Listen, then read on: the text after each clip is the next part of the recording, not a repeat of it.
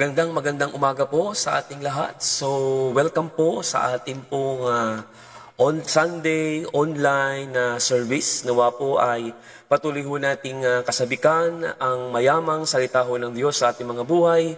Ang wika ho ng libro ho ng Mateo 4:4, hindi lamang sa tinapay na bubuhay ang tao, kundi sa bawat namumutawi na salita sa bibig ng ating Diyos. Ano po? Tayo po ay sumandaling pumikit at manalangin sa Panginoon bago po nating pasimulan po ang mensahe po ng Panginoon na ibibigay ho ng Panginoon sa atin ngayon sa umagang ito. Let us pray po. Aming Ama na makapangyarihan sa lahat, pagpalain po ninyo ang magandang araw na ito na ipinagkaloob niyo po sa amin. Nawa po Panginoon ay patuloy niyo po kaming lingapin at tulungan Panginoon sa bawat pagsubok, sa bawat problema, ano man po mga pinagdaraanan po sa buhay po ng mga kapatiran na ngayon po ay naikinig sa akin ngayon sa umagang ito. Aking hinihiling, Panginoong Diyos, ang patuloy na pagsama niyo po sa kanila at patuloy na pagkalinga sa kanila, aming Ama. Salamat po ng marami at pagpalain niyo po ang iyong mga salita na aming pagbubulay-bulayan po ngayon sa umagang ito, aming Ama, ng Sunday online service po namin, aming Ama. Sa iyo po ang papurit parangal sa tanging pangalan po ni Kristo Jesus. Ang lahat po ay magsabi ng malakas na Amen at Amen. Palapakan natin ang Panginoon. Hallelujah! Praise God! Praise God! Praise God!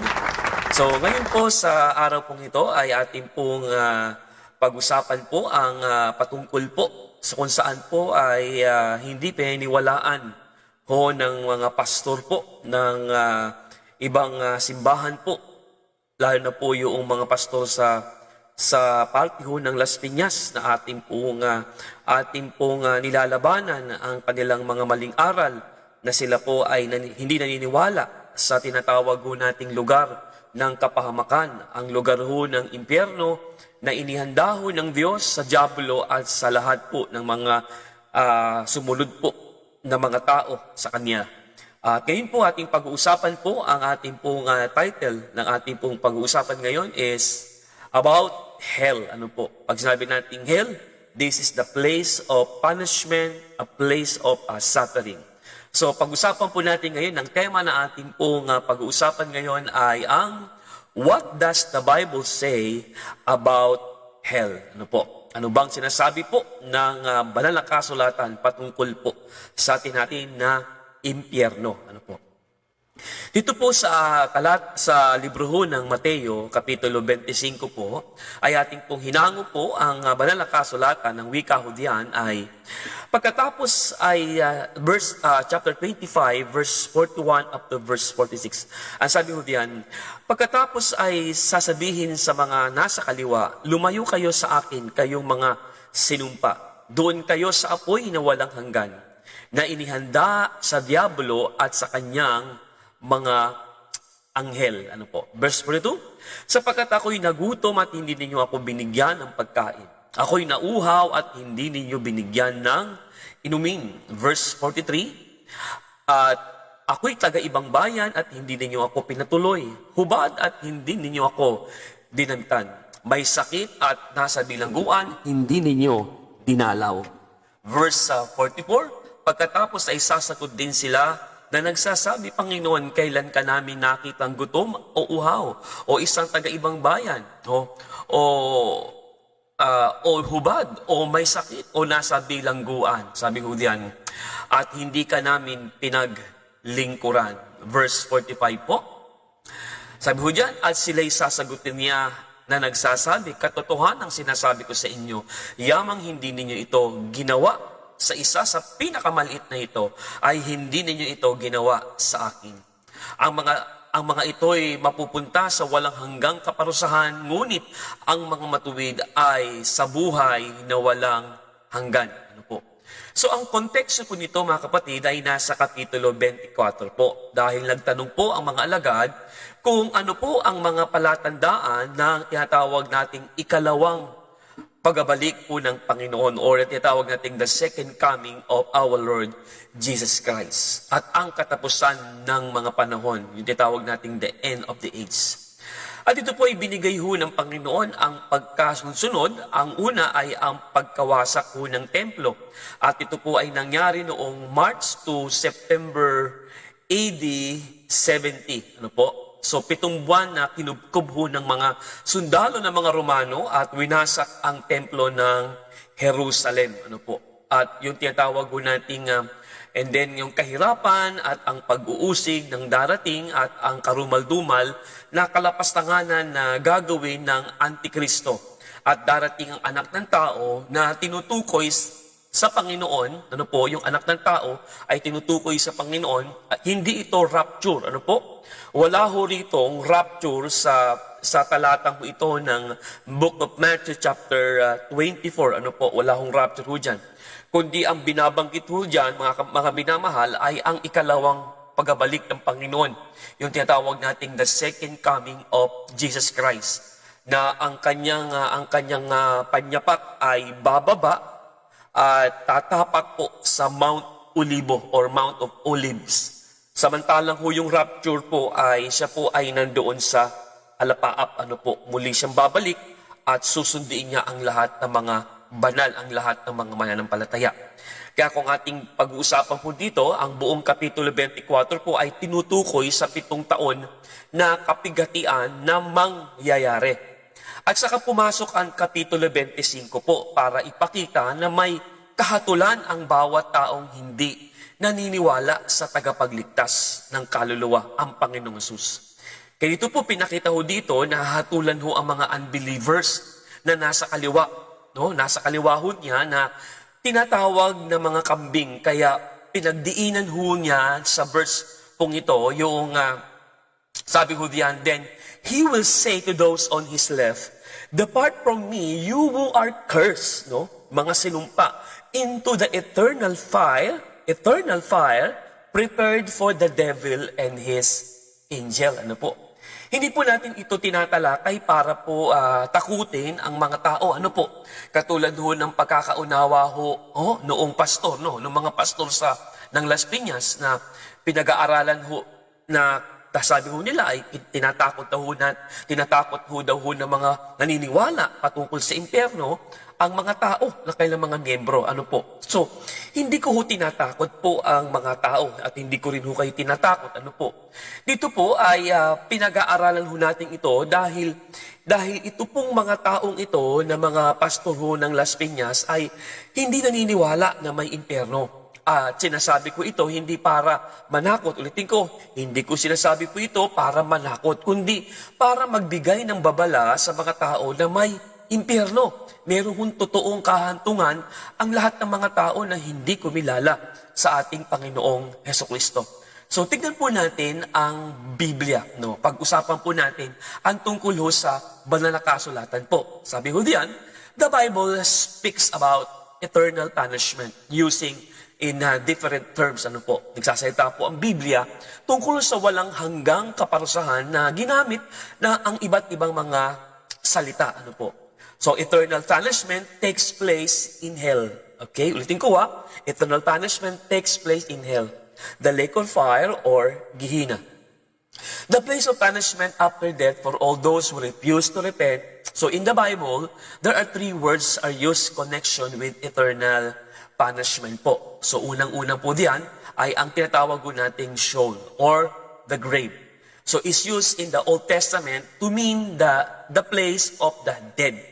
Generally thought to be under the earth. So, tinutukoy ito sa isang libingan sa lumang tipan. Ang sabi ho ng ang libro ho ng Awit, Kapitulo 16, talatang 10 po. Ang sabi ho diyan ay, sapagkat ang aking kaluluwa sa Sheol ay hindi mo iiwan, ni hahayaan mong makita ng iyong banal ang hukay. So diyan, ang Sheol po ay tinutukoy po sa tinatawag ho nating literal na grave or libingan. Ngayon po sa bagong tipan po ay tinutukoy ho diyan ay walang iba po ang Hades. Ano po? So Hades is the Greek word for the underworld, the realm of the dead, no? It is the word used in the New Testament for Sheol, no po. So kung sa lumang tipan po ay Sheol, sa bagong tipan ay Hades, no? Binanggit po sa pahayag po, Kapitulo 1, talatang 18, sabi ho diyan, at ang nabubuhay, ako'y namatay at tignan mo, ako'y nabubuhay magpakailanpaman at nasa akin ang mga susi ng kamatayan at ng Hades. Ano po? Nalala ko noong araw po, nung bata pa po ako, ang kwento pong alam ko ho, si Satan po ang may hawak ho ng susi ho ng impyerno. Ano po? At siya po ang nagpapahirap sa mga taong napupunta doon sa lugar na iyon. Pero ang katotohanan pala po, ang Panginoong Jesus po pala ang may hawak ng susi ho ng Hades. Ano po? Kaya nga po ang Hades o impyerno ay lugar na pansamantalang pinagdadalhan para sa mga taong nagtakwil sa tagapagligtas. No? So imagine ho nyo kung gaano kahirap ang maranasan ng mga taong namatay na walang Kristo sa buhay. No po? Pinahirapan sila ngayon sa lugar ho ng impyerno. So pagdating ho ng huling paghukom, dadalhin sila sa tinatawag nating lawa ho ng apoy o lake of fire. Kaya nga po, lahat po ng mga namamatay, ng mga hindi po kumilala sa ating Panginoong Kristo, sabi po ng Banal na Kasulatan, ang kailang kaluluwa po ay dadalhin doon sa Hades o sa impyerno na kung saan ay temporal place po. Yun po yung pansamantalang lagatan po ng mga kaluluwa ng mga hindi naniwala o sumampalataya sa Panginoong Kristo. Pero doon po'y pinahirapan na ho sila ng pagpaparusa ho doon. Pero meron pa hong pinakamatindi ho yan. Ano po, sabi ho ng pahayag, basahin po natin. Ang pahayag po, Kapitulo 20, talatang 13 hanggang 15. Tingnan po ninyo, ang sabi ho diyan. At iniluwa ng dagat ang mga patay na nasa kanya. At ibinigay ng kamatayan at ng Hades ang mga patay na nasa kanila. So yun, maliwanag po yan, no? Ibig sabihin, simula ho nun kay Adan at Eva, lahat ng mga namatay, ano po, na hindi kumilala sa Panginoong Diyos, ano po, hanggang sa huling panahon, ano po. Ang kanilang kaluluwa po ay pansamantalang dadaling o dinala sa Hades. At isang araw sa huling paghuhukom, yung tinatawag nating white throne judgment, sila po ay iluluwa, ano po, at ilalabas po, kasama po ng Hades. At sabi ho dito basahin po natin mabuti. At hinatulan ang bawat tao ayon sa kanilang mga gawa. Ano po? Verse 14 po pala. Verse 14, sabi yan. Ang kamatayan at ang Hades ay itinapon sa lawa ng apoy. Ito ang ikalawang kamatayan, ang lawa ng apoy. Verse 15 po. At ang sinumang hindi natagpuang nakasulat sa aklat ng buhay ay itinapon sa lawa ng apoy. Kaya nga po magalak po tayo dahil tayo po ay tiyak na ligtas. Amin po ba? Are you saved? Ikaw ba ay ligtas? Okay? So kung ikaw ay ligtas, so hindi ka mapupunta sa lugar na ito. At hindi mo dadanasin yung tinatawag nating a lake of fire. At hindi mo natin maranasan ng mga taong yung mga taong nagtakwil sa tagapagligtas. Ito yan. Sila po ay daranas ng tinatawag po natin na kaparusahan. Ano po? Pero tayong mga ligtas, hindi ho natin maranasan po ito. Sa kaya magalak ho tayo, matuwa ho tayo dahil tayo po ay ligtas na tao. No? Tingnan po natin ang mga alagad. Tuwan-tuwa ho sila dahil suko ang demonyo sa kanila. No? Sa bawat cast out nila in the name of Jesus Christ. Ang evil spirit po ay sumusunod sa kanilang bawat utos. Pag sinabi lang, layas Satanas, layas demonyo, lalayas ang demonyo, bakit po? Kasi makapangyarihan ang pangalan ng Panginoong Hesus. Pero nung bumalik sila sa Panginoong Hesus, tuwang-tuwa ho sila at nagagalak ho sila sa kanilang karanasan bilang mga alagad ng Panginoon dahil suko ang demonyo sa kanila. Pero ito ang sagot ng Panginoon sa kanila. Basahin po natin sa Lucas, Kapitulo 20. Sabi dito, bumalik ang 70 na may kagalakan na nagsabi, Panginoon, maging ang mga demonyo ay nagpapasakop saan sa amin sa iyong pangalan. Ano po? Verse 18. At sinabi niya sa kanila, nakita ko, Satanas, na nahulog na gaya ng kidlat mula sa langit. Verse 19 po, Sabi mo dyan, tingnan ninyo, binigyan ko kayo ng otoridad na tapakan ang mga ahas at mga alakdan at sa ibabaw ng lahat ng kapangyarihan ng kaaway at walang makakapanakit sa inyo. Verse 20 po, gayon man, huwag ninyong ikagalak ito. Ha? Sabi ho ng Panginoon, huwag kayong magalak. Sabi ito, kung suko ang demonyo sa inyo dahil sa ginagamit ninyo ang aking pangalan, huwag niyong ikagalak yan. Bagkus ang sabi dito sa verse 20, at napakagandang binanggit ng Panginoon, gayon man, huwag ninyong ikagalak ito na ang mga espiritu ay nagpapasakop sa inyo.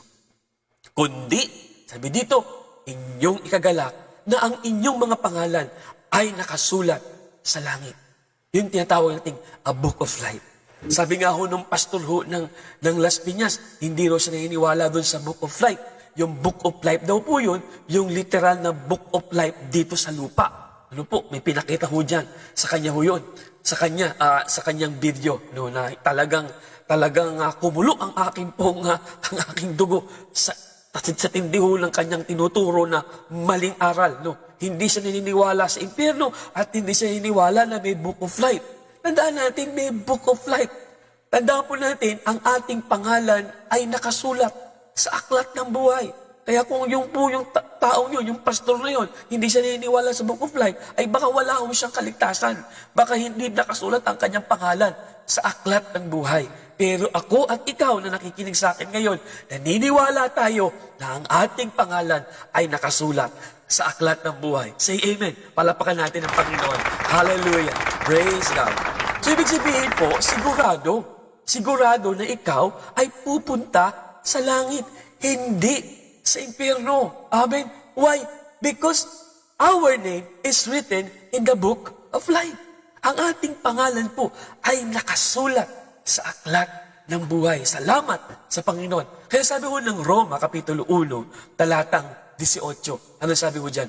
Sapagkat ang puot ng Diyos ay nahayag mula sa langit, laban sa lahat ng kalikuan at kasamaan ng mga tao, na sa pamamagitan ng kailang kasamaan ay pinipigil ang katotohanan. Tandaan po natin, hindi habang panahon magpapatuloy sila sa paggawa ng kasalanan. Isang araw mamamatay sila, at isang araw pag namatay sila, ibubulid sila doon sa tinatawag nating impyerno. Parurusahan ho sila doon araw at gabi, at yung pinaka-final destiny ho nila, iluluwa sila ng Hades, at doon sila dadalhin sa lawa ho ng apoy, sa tinatawag ho nating the lake of fire. Tandaan po natin, hindi nagbibiro ang Diyos. Hindi nagbibiro ang Diyos. Ginawa niya ang impyerno para sa demonyo. Pero kung ang tao po na nilikha ng Diyos ayon sa kanyang wangis ay hindi marunong sumunod sa Diyos na ito, hindi nagbibiro ang Diyos. Why? Kasi may kaparusahan yung kanilang kahinatnan. The punishment of hell is just. Tandaan po natin, ang parusa ng impyerno ay makatarungan. Nilikha ng Diyos ang impyerno para bigyang katarungan ang kanyang kabanalan. Para doon sa mga tao na nag-alipula sa Kanya. Para sa mga taong hindi naniwala sa Kanya. So in this verses, brothers and sisters, Paul answers a common objection. How could a loving God send anyone to hell? Especially someone who has never heard about Christ. Paano mapapadala ng isang mapagmahal na Diyos ang sino man sa impyerno? Lalo na yung mga isang tao po na hindi pa nakakarinig tungkol kay Kristo. In fact, brother and sister, says Paul, God has revealed Himself plainly in the creation to all people. Kung hindi man nila narinig ang tungkol sa Panginoon, ang Diyos po ay may kusang pamamaraan para sila ay mahatidan ng mensahe ng kaligtasan. Sa paraan ng kalikasan na ginawa niya sa mundo, sila ay hatulan ayon sa kanilang mga ginawa. Amen? Kaya sabi ho ng Pahayag, Kapitulo 20, talatang 12, ang sabi ho diyan? At nakita ko ang mga patay, mga dakila at mga hamak, na nakatayo sa harapan ng trono at binuksan ang mga aklat. Binuksan din ng isa pang aklat, ang aklat ng buhay, at ang mga patay ay hinatulan ayon sa kanilang mga gawa, ayon sa nakatala sa mga aklat. So literally, brother and sister, meron pong tinatawag ho nating books. So, plural, ibig sabihin, pagdating ho sa alangitan, doon po nakatala ang lahat ng mga ginawa natin. Lahat ng ating inisip, lahat ng ating mga sinabi, lahat ng ating mga ginawa, lahat ng ating laman ng ating puso, nandoon sa tinatawag ho nating the books. At kung ang pangalan mo ay nakasaad doon sa Book of Life, you are assured doon sa kaligtasan sa tinatawag nating impyerno. Meron tayong eternal life. Amin po ba? Ang paniniwala nga ng pastor ng Las Piñas, walang Book of Life nga sa langit. Nandito daw sa lupa ang Book of Life. Nakakaawa naman sila mga kapatid. Ngayon, dahil may totoong Book of Life at mga books na nakatala ang lahat ng mga ginawa, tandaan po natin lahat ng ginawa natin. So, pinapakita ng talata na walang makaliligtas sa mga mata ng Diyos. Lahat ng mga ginawa ng lahat ng mga tao, makilala sa lipunan at pati mga taong pinakamababang uri ng tao na nabuhay sa mundo simula sa panahon nila Adan at Eva hanggang sa pagkatapos ng 1,000 taon. Hahatulan sila ayon sa kailang mga ginawa sa mundo. Bata, matanda, walang may tatago sa Diyos. Ngayon, inuulit ko mga kapatid, habang wala pa ang huling paghuhukom na ito. Pag namatay sila, pupunta sila sa pansamantalang lugar, ang impyerno na sinasabi sa talinghaga ng lalaking mayaman at si Lazaro. Di ba? Tandaan po natin yung banal na kasulatan na kung saan ang talinghaga na binigay ng ating Panginoong Hesukristo ay isang maliwanag po na sinasabi po ng Biblia that there are no second chances in hell. Ano po? Wala pong pangalawang pagkakataon po sa impyerno. Kasi kung meron pang second chance, may pagkakataon na pumunta sila sa langit. Pero hindi ito pinahintulutan ho ng Diyos. Tingnan po natin ang Biblia. Basahin po natin ang kapitulo 16 po ng libro ho ng Lucas. Luke chapter 16, verse 22 hanggang verse 25. Anong sabi ho diyan? Basahin po natin. At nangyari na matay ang pulubi at siya'y dinala ng mga anghel sa kandungan ni Abraham. Namatay din naman ang mayaman at inilibing. Tingnan niyo mga kapatid. Mayaman, mahirap, pantay-pantay lang sa araw ng kanyang kamatayan. Ulitin ko mayaman, mahirap, pantay-pantay lang sa araw ng kanyang kamatayan.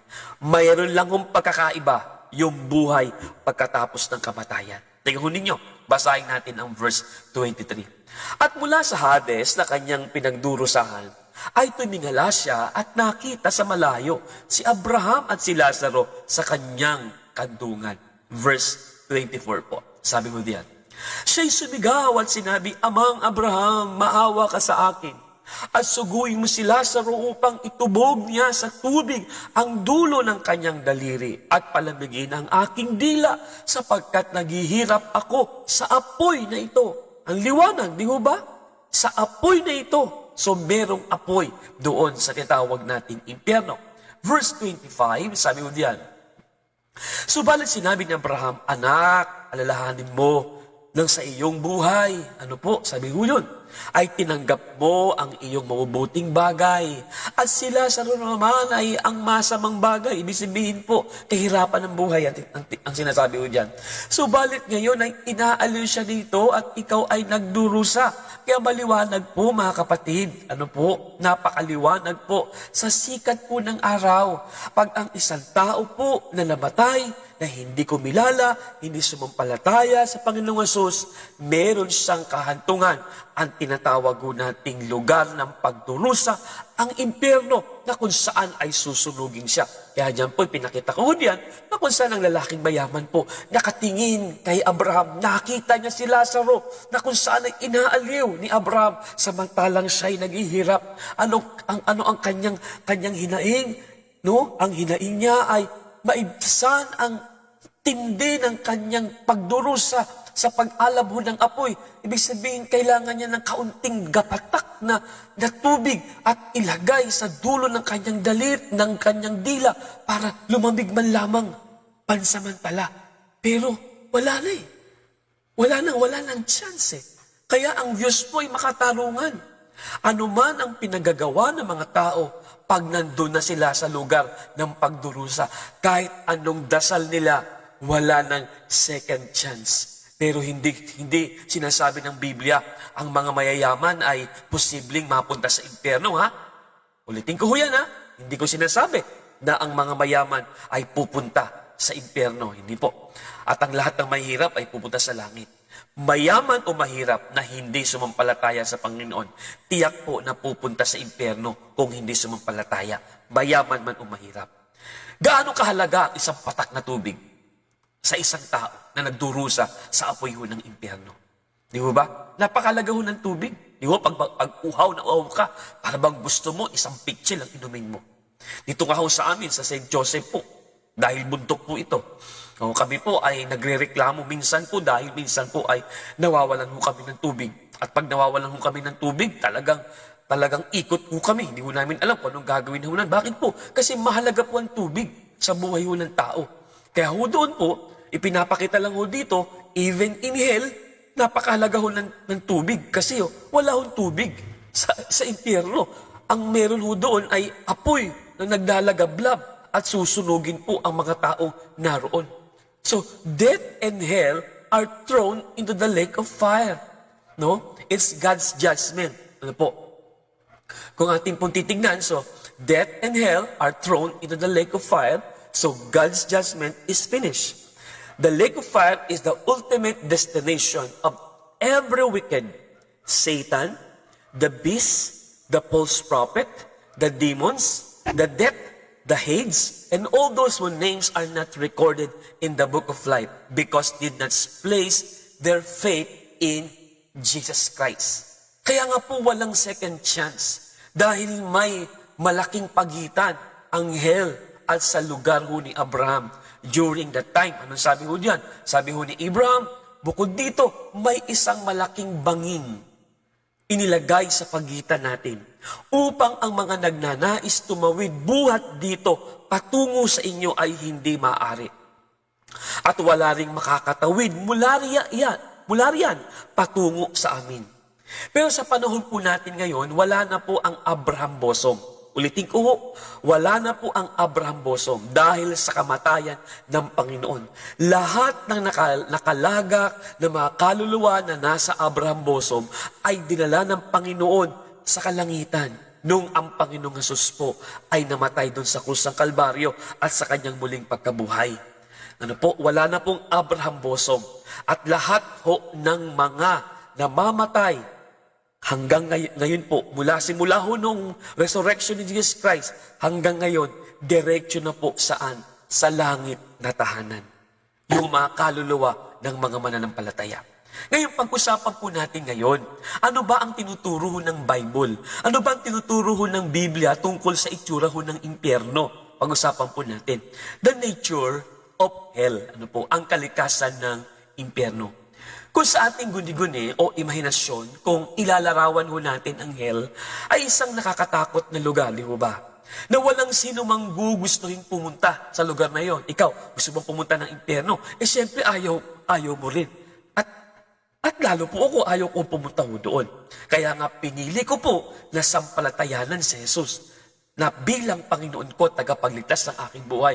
Kasi po, ang aking pangalan ay nakasaad doon sa aklat ng buhay. Kaya sigurado na ako po ay pupunta ho ng langit. Ikaw ba'y ganun din ho ba? Pupunta ka ba ng langit? Say amen. Say amen. Kahit siguro ng pinakamasamang tao po, kung tatanungin ho natin ang pinakamasamang tao sa mundong ito, pag tinanong mo na gusto mo ba sila kung gusto niyo pumunta ng impyerno, ay nako po, sigurado po hindi niya gusto yung pumunta ho ng lugar, sa lugar na yon, sa impyerno. Why? Kasi po talagang nakakatakot ang lugar na iyon. Ngayon, pag-usapan po natin, ano ba yung nature of hell? Ano ba yung kalikasan ng impyerno? Kung bakit nakakatakot ang lugar na yan? So, number one, hell is a place of anguish and regret. Isang lugar ng paghihirap at paghihinayang. Literal bang maghihirap? Yes, literal na maghihirap. Pinapakita ng talinghaga na naghirap ang mayaman at sa lugar na yon at pinanghihinayangan niya. Bakit? Maaring maisip nila na bakit pinanghinayangan? Eto lang mo yan eh. Bakit hindi ho nila silang palatayanan nung ang Panginoong Hesus nung sila po ay binabahaginan ng kanilang mga mahal sa buhay o ng malapit na kaibigan patungkol sa kaligtasan. Pero hindi nila pinansin. Binaliwala nila ang pagkakataon, pero huli na ang lahat. Kaya nga nasa huli talaga ang pagsisisi. Tigahunin niyo ho yung lalaking mayaman. Basahin ho ninyo ang Lucas, Kabanata 16. Yung mayaman na yon, nagsisi. Sa bandang huli, pero huli ng lahat. Hindi na nga po, inuulit ko, there are no second chance sa lugar ho yun. Why? Kasi yung lugar ho yun is a place of anguish, a place of regret. Magsisisi ho sila. Bakit sila nandoon? Bakit hindi nila sinampalatayanan si Jesus nung sila ay nabubuhay pa sa lupa? Kaya po mga kaibigan, kapatid, kung ikaw ay nakikinig sa akin ngayon, na ngayon po ay hindi mo totoong kinilala o sinampalatayanan si Jesus sa buhay mo. Naglalaro ka lang patungkol sa buhay na ito. Kaibigan, kapatid, hindi na panahon para maglaro sa buhay na ito. Panahon ng seryosohan na. Seryosohan na ano po, hindi natin alam kung hanggang kailan ang buhay natin. Baka mamaya wala ka na sa mundong ito. Papaano kung ikaw ay dalhin ng Diyos sa lugar ho na yon, nang tinatawag natin a place of anguish, a place of regret? Siguro may isip mo, bakit hindi pa ako naniwala sa sinasabi ng pastor na yon na nangangaral? Bakit hindi pa ako naniwala doon sa sinasabi ng aking mahal sa buhay na kailangan kong sampalatayanan si Jesus sa buhay ko? And number 2, brother and sister, the nature of hell is an eternal separation from God. So walang hanggang pagkawalay mula sa Diyos. Anong sabi ng ikalawang Tesalonica, Kapitulo 1, talatang 8 hanggang 9? Anong sabi mo diyan? Sabi mo diyan, na nasa nagliliyab na apoy, na magbibigay ng parusa sa mga hindi kumilala sa Diyos at sa mga hindi sumusunod sa Ebanghelyo ng ating Panginoong Hesus. Kaya kaibigan, kapatid, ang ating panuntunan sa buhay, ang ating pong batayan, bakit tayo po ay sumampalataya sa Panginoon? Because of the Word of God. Dahil po sa salita ho ng Diyos. Dahil po sa Ebanghelyo ng Panginoong Hesus. Amin po ba? Kasi nasa Ebanghelyo po ng Panginoong Hesus ang tinatawag ho nating impyerno. So pinapakita ho dyan na ang lugar na yon ay nagliliyab na apoy. At ang lahat ng mga hindi kumilala sa Diyos at hindi sumunod sa Ebanghelyo ng Panginoong Hesus, doon dadalhin sa lugar na yon. Kaya sabi ko ng verse 9, sabi dito, ang mga ito'y tatanggap ng kaparusahang walang hanggang pagkapumsa at palalayasin sa harapan ng Panginoon at mula sa kaluwalhatian ng kanyang kalakasan. So, ibig sabihin, wala ng Diyos na kakausap sa kanila. Wala ng Diyos na magmamahal sa kanila. Nung sila ay nasa lupa pa, dahil sila ay nasa impyerno na, hiwalay na sa Diyos ang mga taong itong nakalaga sa lugar ng impyerno. Kaya po is a separation from God. Kaya kahit anong dasal ninyo, anong hingi ng tawad, kahit anong hingi ng tawad, wala ng Diyos na makikinig sa kanila. Wala ng Diyos na magpapatawad sa kanila, katulad ng lalaking mayaman sa banal na kasulatan. Tandaan po natin, itong oras na ito po ang panahon ng pagsisisi. Ito po ang panahon ng pagkaroon ng pagtalima sa tinatawag po nating kaligtasan na inaalok po ng Panginoong Hesus sa buhay po natin. Why? Kasi hindi nagbibiro ang Diyos. May impyerno at ayaw ng Diyos na maibulid ka doon at mapawalay ka sa Diyos ng walang hanggan. And that's number 2, brother and sister. And number 3, the nature of hell is a place of fire and sulfur. Ito'y lugar ho ng apoy at asupre. Anong sabi ho ng Pahayag? Kapitulo 21, talatang 8. Ang sabi ho diyan, ngunit sa mga duwag sa mga hindi nananampalataya, mga karumal-dumal, mga mamatay tao, mga pakiapid, mga mangkukulam, mga sumasamba sa mga Diyos-Diyosan, at sa lahat ng mga sinungaling, ang kanilang bahagi ay sa lawa na nagliliyab sa apoy at asupre, na siyang ikalawang kamatayan. Na nagliliyab na asupre. Brother and sister, ano bang ibig sabihin ng sulfur? Ang sulfur po ay tinatawag na hydrogen sulfide or H2S. Isa siyang chemical na gas na sobra ang kanyang baho. Kung ito po'y maaamoy, ay ikaw ay magkakasakit at magdudulot ito ng kamatayan para sa iyo. Dahil ang kanyang amoy ay katulad ho ng isang nabubulok na itlog. Ano po, nakaamoy na ho ba kayo ng bulok na itlog? Yun nga pong nilagang itlog. Pag binuksan mo ho yan sobrang baho, mukhang utot, amoy utot Lalo na po yung bulok na itlog. Kaya mo ba ninyong amuyin ho yan, yung bulok na itlog? Ganun ho katindi ho yung baho. Nahiling tulad po sa nabubulok na itlog, yung amoy ho ng sulfur. Ano po? Ang sulfur po ay isa ho itong lason. Din kadalasan po ang sulfur ay makikita ho natin sa bulkan. Ito ang usok na sumisingaw. Ano po? Imagine ho niyo kung gaano kabaho po ang impyerno. May apoy na, pero sobra pang baho.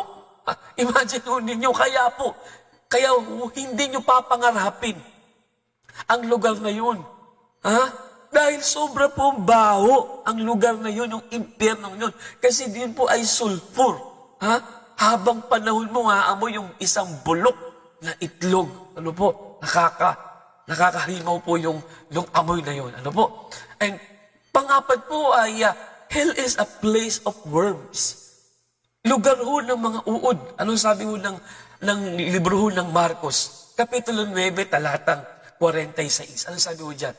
Na kung saan ang kanilang mga uod ay hindi namamatay at ang apoy ay hindi napapatay. Ano po? Sa South Jerusalem po, meron silang isang lugar kung saan doon nila tinatapon ang mga patay na tao. At doon ay kanilang sinusunog habang ang ibang katawan naman ay kinakain ng mga uod. At ito ay tinatawag nilang Gehenna, na inilang tulad sa Hades, na inilarawan ang hindi namamatay na apoy at uod na kumakain sa mga bangkay. Ang uod na ito ay sa loob ng katawan ng tao. Na kakainin sila, at magpapahirap ng labis sa kanilang pagdurusa. Tignan ko kung anong klaseng uod ho yun. Pag-usapan natin. Tignan po natin kung anong klaseng uod ho yung tinatawag na ito. Sa Gregong salita po ay ito po ang sholex or maggots. Isa ho siyang, makikita ho natin ito, ang mga maggots na nabubulok na katawan ho ng tao o hayop. At ito ang sample ho ng maggots. Kung titigan ho ninyo ay yung isang maggots ho niyan ay meron siyang pangil. Na siyang kanyang pinangkakain po sa nabubulok na katawan ng tao. At yung larawang po niyan, pasintabi po mga kapatid, kung kayo nag-uumagahan. So yan po ay literal po na kung saan po ay naagnas. At meron pong uod. Actually, hindi patay yung tao dyan. At talagang meron hong maggots doon ho. Actually, sabi ho nila, ang maggots po ay nanggagaling sa itlog po ng, tinatawag ho natin ng langaw. Okay po, yun po ang aayon sa ibang pag-aaral. Ito po ang kumakain sa katawan ng ang hindi ko alam kung ganito rin po ang mga uod sa impyerno. Nakakain din sa kanila. Na hindi namamatay, na kumakain sa kanila pero ito ay sa loob ng katawan. Kaya pahihirapan talaga ang tao doon sa impyerno. Bukod ho sa apoy, bukod ho sa susunugin ho sila habang panahon, so meron pa rin pong kakain na uod sa kaloob-looban ho ng kanilang pagkatao. Ang uod na ito na kaagatin sila, pahirapan sila, at bukod ho doon ay merong nakakasulasok na amoy na napakabaho doon sa impyerno. Kaya po, hindi mo papangarapin ang lugar na yon ng impyerno. Amin po ba? So, Kaya doon ay mangangalit ang kailang mga ngipin sa tindi ho ng sakit na kanilang maranasan. Ano po? Kaya nga yung gnashing of teeth, wala dito sa lupa ho yan. Yung gnashing of teeth po or pagngangalit ho ng ngipin sa impyerno ho yan matutupad. Ano po? Kailan ba nagkakaroon ng gnashing of teeth? Bakit ba nagngangalit ho ang ngipin ng isang tao? Nagngangalit ang isang ngipin ng isang tao pag nakakaramdam siya ng tinatawag ho nating matinding pain. Meron po akong napanood sa YouTube na yung tinatawag nating chiropractic practices, yung chiropractic na ina-align ang spine no, ang isang pasyente sa likod ho niya. Ang ginagawa ho ng nagpa-practice po nito ay binubusalan ho niya ang pasyente ng tela para kagatin para sa pain na mararamdaman at ikaagat na lang ho ito ho ng pasyente no para sa tindi ho ng pain na maranasan ho niya. So ibig sabihin, sa lugar ho ng impyerno, kaya nga po merong magngangalit ho ng ngipin ang mga tao sa lugar na yun kasi matindi ho yung pain na yun. Ano po? Kaya sabi ho ng Mateo, Kabanatang 8, talatang 12, ngunit ang mga anak ng kaharian ay itatapon sa kadilimang nasa labas. Doon nga ay pagtangis at pagngangalit ng mga ngipin. So iiyak lang iiyak sila, hahagulgol lang hahagulgol na magngangalit ang ngipin ho nila. Ang tanong, nasaan ba ang impyerno? Ayon sa Bible, siya po ay nasa inside the earth or underworld. Kung babasahin po natin ang libro ng Epeso, Kapitulo 4, talatang 9, ang sabi ko dyan, nang sabihing umakyat siya, anong ibig sabihin nito? Kundi siya'y bumaba rin sa mas mababang bahagi ng lupa. So may tatlong paglalarawan ito. Una, ito po ang lupa or earth. Nung nagkaroon ho ng reincarnation po ang Panginoong Hesus na bilang tao, so ito'y pagpapalagay lamang po ito. Ano po? Pangalawa, ito ang lower parts na tinatawag na Hades. Paghahambing ito na literal na bumaba sa impyerno ang Panginoon between ng kanyang kamatayan at muling pagkabuhay. Pangatlo po, into the lower parts, ito ang literal na lupa, pag-aari ito. Meaning, siya ay inilibing sa lupa, pagpapakita ng pagtatagumpay sa kasalanan sa pamagitan ng kamatayan ng Panginoon. Ang malapit ay ang pangatlo, siya ay inilibing.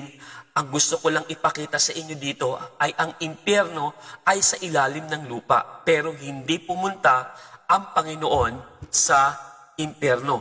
Paglilinaw lamang po mga kapatid hindi pumunta ang Panginoong Hesus sa lugar ho ng impyerno. Okay? So ang pinakamalapit po diyan ay libingan. Okay?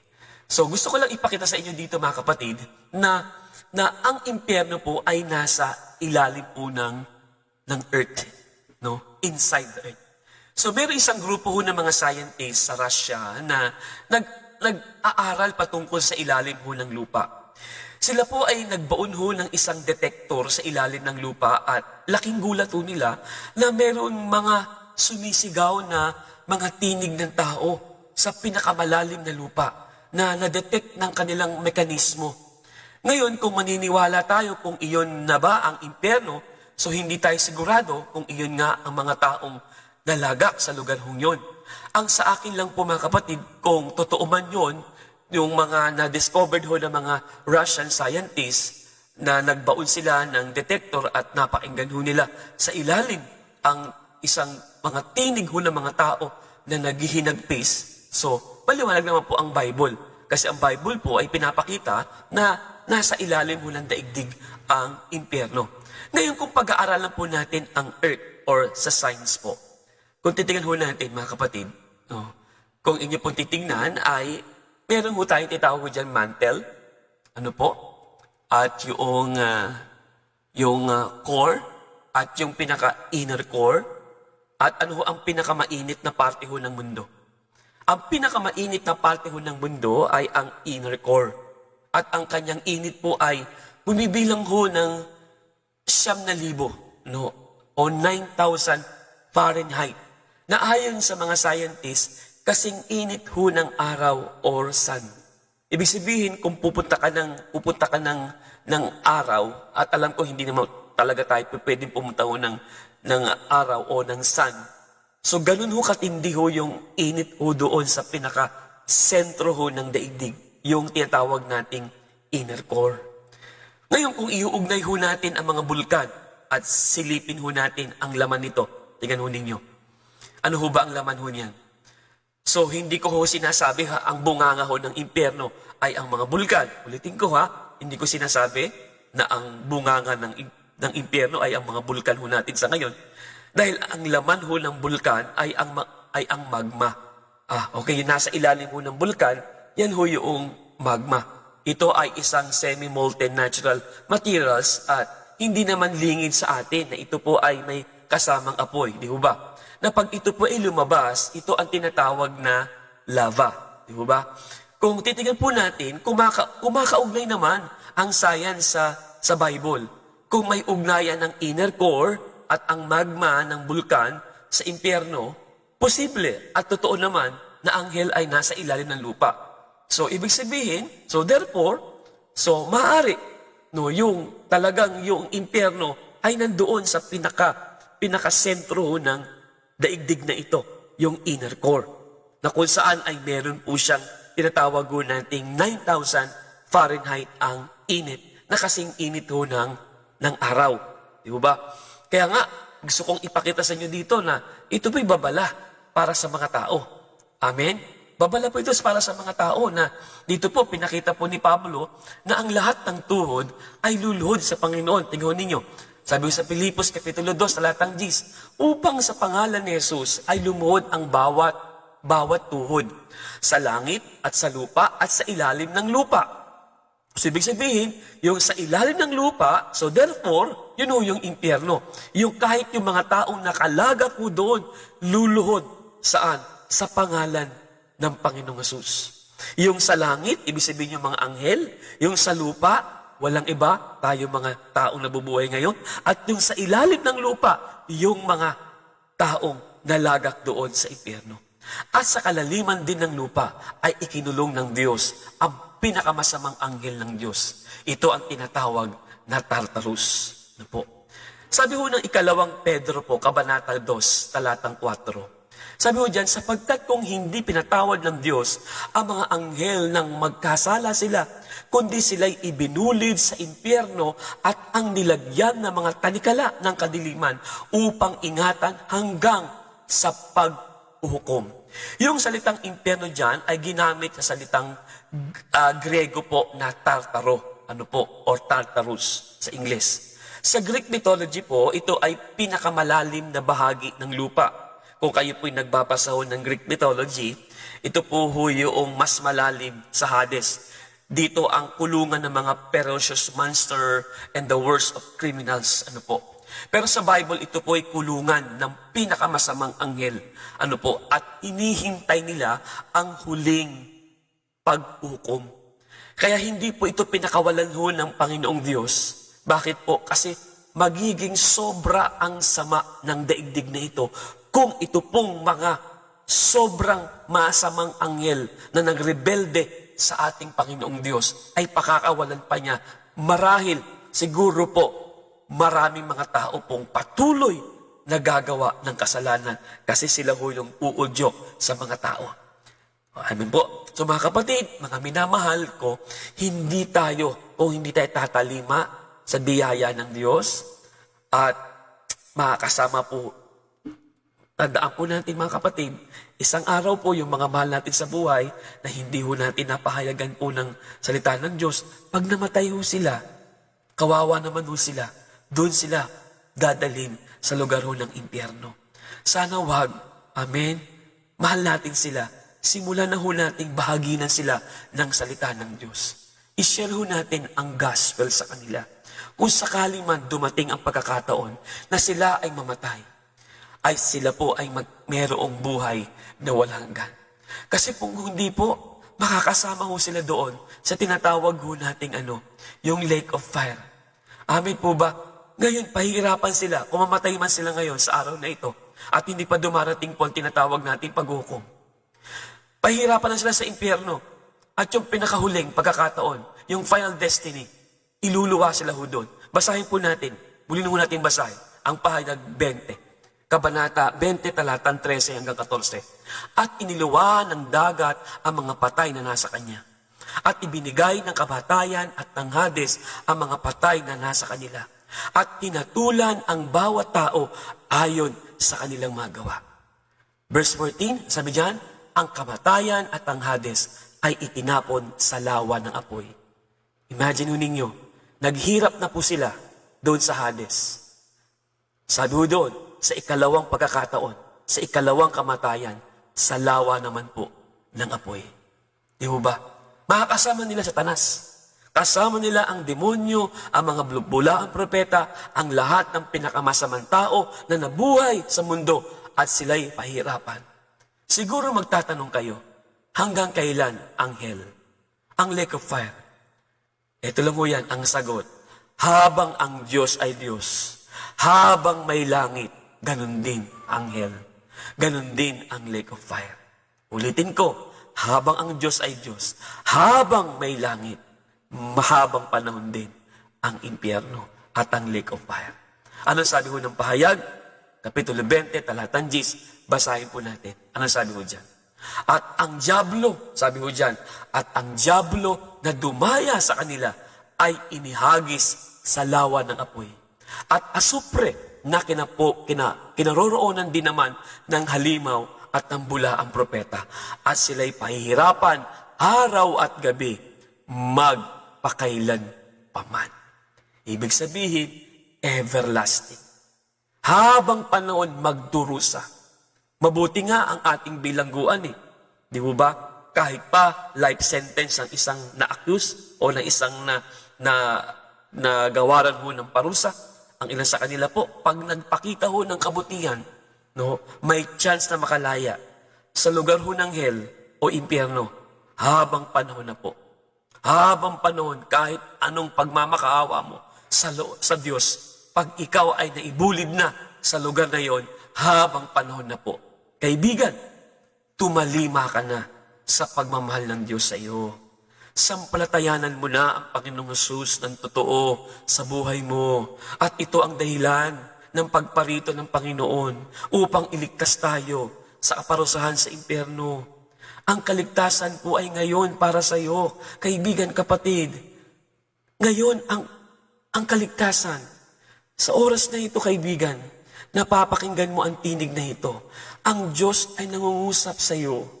May lugar ng impyerno, hindi nagbibiro ang Diyos, kaibigan, kapatid.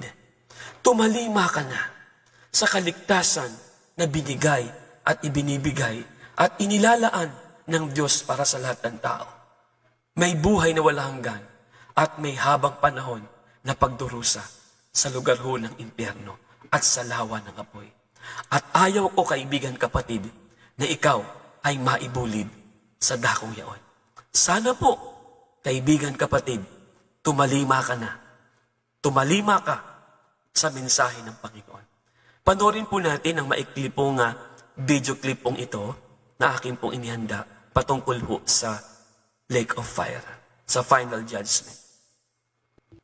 And I saw the dead, great and small, standing before the throne, and books were opened. Then another book was opened, which is the book of life. And the dead were judged by what was written in the books, according to what they had done. Each person, great and small, will stand before God. Their words, thoughts, and deeds will be judged.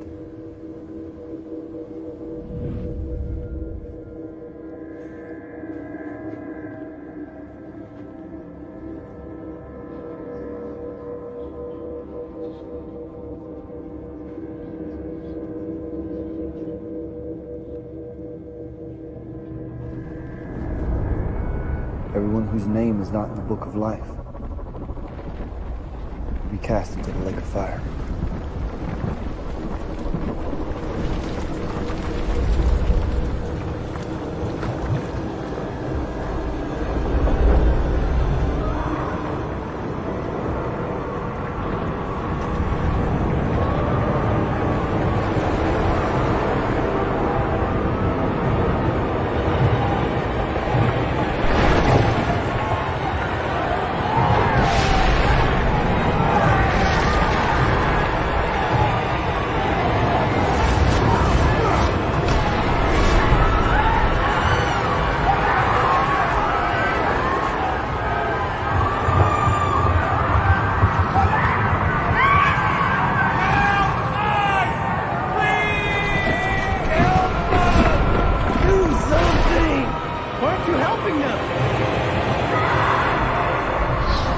sealed their own fate.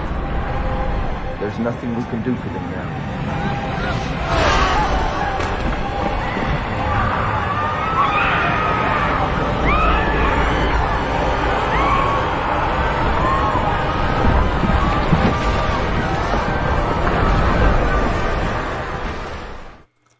Mga kapatid, huwag nating hayaan na tayo po ay maibulid sa lugar ng yon. Meron tayong buhay na wala hanggan sa piling po ng ating Panginoong Hesukristo. Amen po ba, mga kapatid? Kaya po itong mensahe pong ito na ibinahagi ko po sa inyo. Inyo pong i-share ho ito sa inyong mga kaibigan, sa inyong mga mahal sa buhay, para maging babala para sa kanila. Para bigyan ho sila ng babala na totoo po ang impyerno. Hindi nagbibiro ang Diyos. Hell is real. And also heaven is real. Merong totoong langit. Merong totoong impyerno. At ayaw ng Diyos na ikaw ay mapunta doon sa impyerno. Kaya ang winika ng Panginoong Hesus, sabi ng Juan Kapitulo 3, talatang 16, gayon na lamang ang pag-ibig ng Diyos sa sanlibutan. Ibinigay niya ang kanyang kaisa-isang anak upang ang sino mang sa kanya'y sumampalataya ay hindi na mapapahamak. Pagkos ay magkakaroon ng buhay na walang hanggan sa piling ng ating Panginoon. Ito ang dahilan, kaibigan kapatid, kung bakit si Jesus ay namatay doon sa krus sa Kalbaryo. Upang ikaw ay magkaroon ng buhay na walang hanggan. Upang ikaw ay hindi maibulid sa lugar ng impyerno, sa lugar ng pagdurusang iyon. Amen. Sana po ay tumalima tayo sa kanyang mga salita. Mahal po tayong ng Panginoon. Hallelujah. Subayin niyo ang pagpapala ng Diyos at pakikisa ng Santong Espiritu na laging sumasagana sa pangalan po ng Ama at ng Anak ng Diyos Espiritu Santo. Pagpalain po kayo ng Panginoon. God bless po, mga kapatid.